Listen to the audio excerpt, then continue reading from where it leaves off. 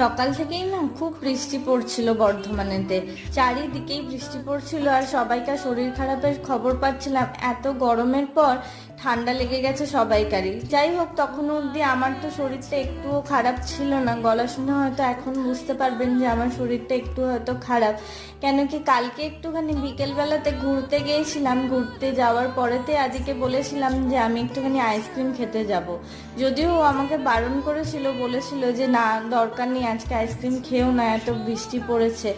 But আমি শুনিনি, আর ও আমাকে নিয়ে গেছিলো আইসক্রিম খেতে, নিয়েও গেছিলো, তাই খেয়েও ছিলাম। এই নার্সারিটা রাস্তায় পড়েছিল বলে একবার ওই দাদাটা ডেকেছিল, তাই একবার গিয়েছিলাম, দিয়ে একটুখানি আইসক্রিম, এই যে আইসক্রিম খেতে চলে গেছিলাম। তখন আইসক্রিম খাওয়ার পরেতেই সঙ্গে সঙ্গে বৃষ্টি নেমে গেছিল, আর তারপরে তো এই বৃষ্টিতে ভিজে ভিজে চলে এসেছিলাম, যে কারণের জন্য কাল থেকে জ্বর আর খুবই শরীরটা খারাপ। দেখা যাক কেমন